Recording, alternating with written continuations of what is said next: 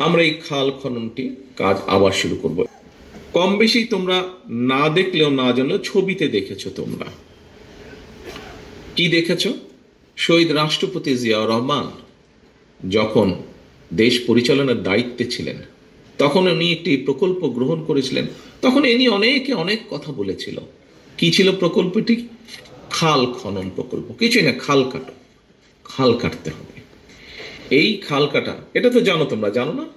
এই বিষয়টা তো জানো।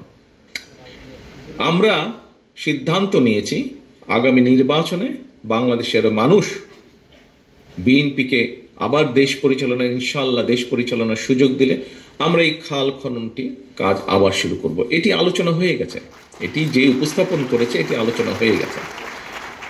এখন দেখেছি শহীদ রাষ্ট্রপতি জিয়া রহমান যখন খাল খনন করেছিলেন, খাল খনন করার মাধ্যমে উনি একদিকে যেরকম বন্যাকে নিয়ন্ত্রণ করেছিলেন, আরেকদিকে ঠিক একইভাবে ফসলের সেচ ব্যবস্থার উন্নতি ঘটিয়েছিলেন। তার ফলে যেটা হয়েছিল, বাংলাদেশের যেখানে একটি ফসল হতো সেখানে দুটি ফসল হওয়া হলো।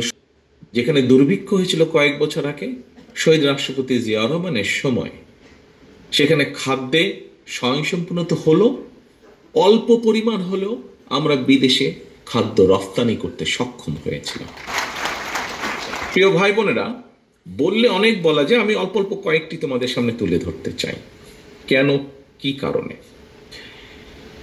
তারপরে যদি আমরা দেখি, আমরা জানি তোমাদের সামনে এটিও আজকে আলোচনা হয়েছে, যখন খুব সম্ভবত এটি মাহদি আমিন ও উপস্থাপন করেছে তোমাদের সামনে, যে আমরা বিভিন্নভাবে বিভিন্ন সেক্টরে, তোমরা যেমন আছো, তোমাদের থেকে তরুণ যারা আছে, ছেলে মেয়ে তরুণ যারা আছে, সেটি শিক্ষিত হোক, অল্প শিক্ষিত হোক, অর্ধশিক্ষিত হোক, সব ধরনের মানুষ, শহরে থাকুক, গ্রামে থাকুক, সব ধরনের মানুষ কম বেশি বিভিন্ন রকম কর্মসংস্থানের তাদের সুযোগ সৃষ্টি করা।